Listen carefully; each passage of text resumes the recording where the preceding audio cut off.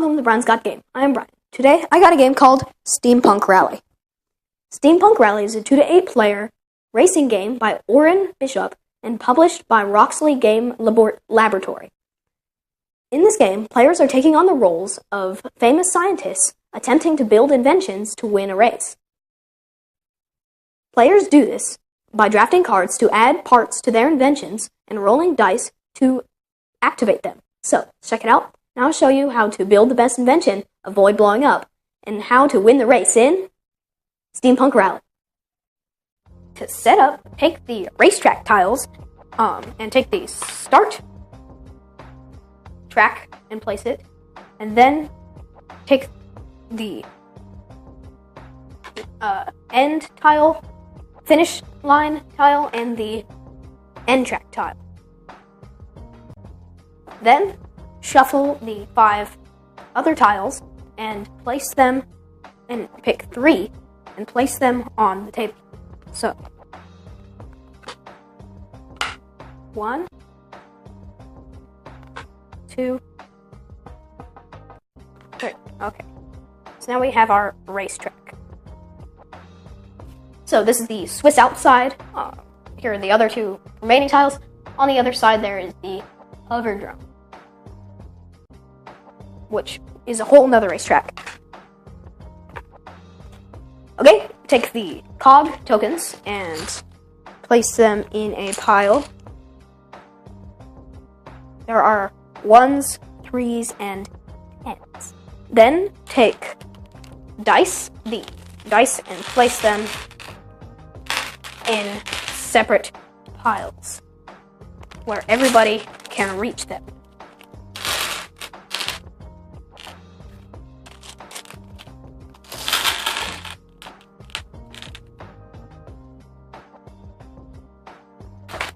So, then take the machine part cards with bronze, silver, gold, and boost cards with room for discard piles. Flip over the top card, and then that is the discard. You can tell that these are gold, silver, bronze, and boost because these ones have a bronze outline, silver, gold, and black, gray. Bronze cards give you more valve connections, silver cards give you more dice, and gold cards give you movement, and boost cards give you various special abilities. We'll talk more about these later. Then you take the turn direction token and flip it. That is turn direction for this round. Then each player picks one from the 16. With these we've got Albert Einstein, Marie Curie, Alexander Graham Bell, Thomas Edison, Wright brothers, and more.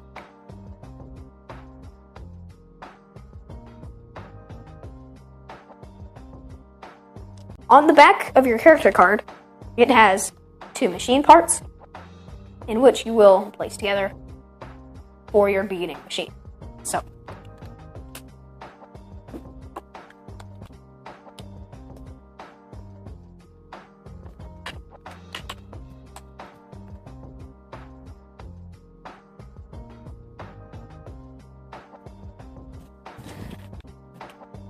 these are the beginning inventions for each player.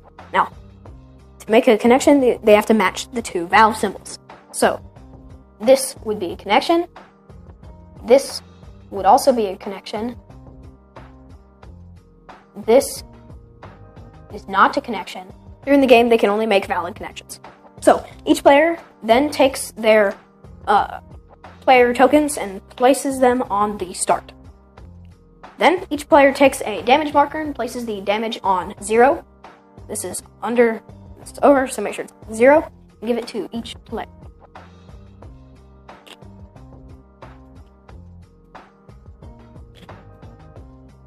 Then you give each player a light bulb token and make sure that their light bulb is flipped on. So, you are now ready to begin. The game is played in 4 phases. First phase is draft. So each player draws a hand of a bronze, a silver, a gold, and boost. Each player draws one, and then they pick one, place it face down, and then pass in the direction of the token. So this player would get these cards. This player picked this card, Ion Thrusters.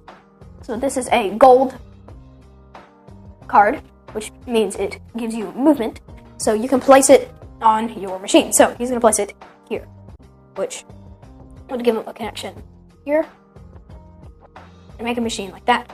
So that's his. Now, also, he could discard this card and get 2 yellow dice or 2 cogs, but he's going to play it on his machine. The next phase is the vent phase. We skip that phase in the first round, but later on you will have dice on your machine, and you will use cogs to reduce pip values. When it gets to 1, you take the die off. So, to do this, let's say we have a 5 here and we've already reduced this value to 3. So, you have cogs, and each cog is worth 2 pip values. So playing this cog, you could reduce this one to 1. And then using these 2, you could reduce these ones to 1. Or 2, and take this one off. The next phase is race. So, during the race phase, you use the dice that you've gained, and you roll them. So, we are racing to the finish line, and once someone passes the finish line, that triggers the end of the game until the round is over, and all players have raced and taken the last step. The player farthest wins. Now, the last phase is damage. So, this player moved on to the 2, so they take 2 damage. So, in the damage phase, if your damage gauge is below 0, they take damage. Taking damage means you discard cards. So, they have -2 damage, so they get -2 cards. They blew up these cards. Now they don't have them anymore. This one is their purple character card, so they just keep that off to the side. So, you play each round, and after each round you flip this over to draft the different way, and you play until one player passes the finish line, then you finish the round. The person farthest on the track wins. So, enough of that. Let's take a look at these awesome inventions. Here we have Alexander Graham Bell. So, we just got the cards, and these are what we got. So we've got a boost, gold, bronze, silver, and a bronze. So, this gold means we roll the dice, we roll red dice for this card, and then we play them. So, for every 4, then you get to move 2, taking damage. So, on the track, that would mean you'd move 2 spaces. Okay, this is our silver card. Silver cards give you more dice. So, for this one, you roll blue dice. So, star means when you put one on there, you do that action only once, but with the amount of pips there are. So, you would do this 4 times. So you would get 8 red dice. You get 8 dice, 8 red dice, and 4 cogs. Okay, so we put that on our machine.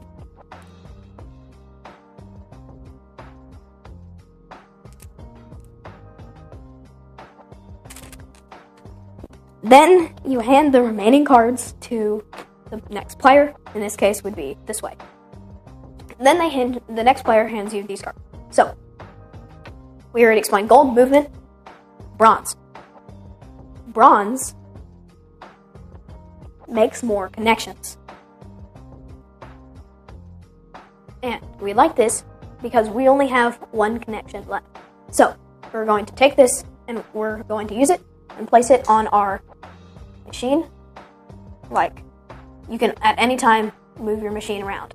So I'm going to configure my machine like that. On your character card, there's one of the cards is a light bulb card. A light bulb means that it's a one-time use per round.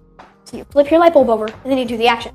See, this card has no dice on it, and so does this one, no dice. But they do have light bulbs. So whenever you flip your light bulb, you can choose one of these actions. Either take one of each color off and take a damage, or get 2 cogs, or 1 red die, or 1 yellow die. Then you pass these cards to the next player. Then you're handed 2 cards. So, you pick one of the cards, and I like this one. So this one means that you get to move 1 smooth movement. 1 smooth movement means you get to move without taking damage. That would be very helpful if you're going to move on one with high damage. So, flip it over, and you put it under your damage marker. Like so. Then you play it whenever, at any time, or when the card says so. Then you're handed 1 more card. So, let's say you don't like this one because you already have a silver and you really don't want it. So you're going to discard it to get 2 blue dice. So you discard it to the discard pile of its color, then you get 2 blue dice. You get 2 blue dice because it says so in the corner. That's the end of the drafting phase. Then is the venting phase. So when you're venting, you have dice on here, you use cogs to reduce them and take them off. Then you race. So we're going to use this during this phase to get more dice. So we're going to take a red die. This is one of the choices. So now we're going to take these, roll them. Then we're going to stick them on our list here. So here, we're going to get 2 cogs and 4 red dice. Now, we might do this as opposed to this one where we'd get 10 dice and 5 cogs, but it would take longer to reduce the pips. So we're going to do that one as opposed. Now, since these are new, we get to roll them. And then we can choose these to put them on here. For every 3, you get 1 rough movement. So we're going to do these 2 6s. So that is 4 rough movement. Now, let's say that there's damage up ahead. We don't want to take too much damage at once. So 6 plus 6 is 12. 12 divided by 3 is 4. So you get... Now, after the end of that round, you take the remaining dice that you did not use and take them and put them back in the dice pool. Now, however, there are some bronze cards that when you, instead of putting them back in the dice pool, you can save them and put them into your machine and then discard the rest. So, after that, that's the end of the round. You flip the play direction, you remove the dice, we already did that, and flip your light bulb back on. Then everybody draws one of each type of card, drafts again, and you continue playing until one player crosses the finish line and the person farthest along the track wins. That's how you play Steampunk Rally. Okay, got my dad here for parents' opinions. So Dad, what do you think of Steampunk Rally? Steampunk Rally is a lot of fun. It has a cool theme. You're scientists, which I love. It's got a steampunk feel, which is really cool. And then you're racing. And so I think this is actually our first racing game that we have. And I really enjoyed it. Mm-hmm. The components are nice. As it says on the sides of the box in the back, it says in a purple little seal, it says, includes 108 dice. There are a lot of dice. I like dice. It also has the really, really cool damage tracks. Yeah, for being a skinny box, it has a lot of stuff in it. Mm-hmm. The little damage things are really cool. Like you said, all those dice. The racetrack things, and then there's extra pieces to make it. 2 sides, yep. So the race is different every time. So the race is different every time, and it has this copy has the other side with the Hoverdrome map. Yep. Yeah, and then the cards. And then the cards, and then the stands, and then the little cardboard. For each of your guys. Yeah. Yep. And the cogs, don't forget the cogs. Yeah, so they did a really good job with the components. There's a lot of cool stuff in there. Mm-hmm. The artwork's really nice, like you said, steampunk. You're racing. Steampunk guys in cool machines. Yeah, I really especially like the box. The box art is really inviting. You're like, ooh, what is this game about? Mm-hmm. And then they have the Swiss Alps artwork in the background. Yeah, and the Hoverdrome track is dark, so I don't know if that takes away from Mm-hmm. I'm sure it doesn't take away from the gameplay, but getting kind of confused of where you're at. Yeah. But it is kind of cool to have 2 different racetracks. Mm-hmm. This is a strategic game, so you're card drafting. So which card do I want to pick?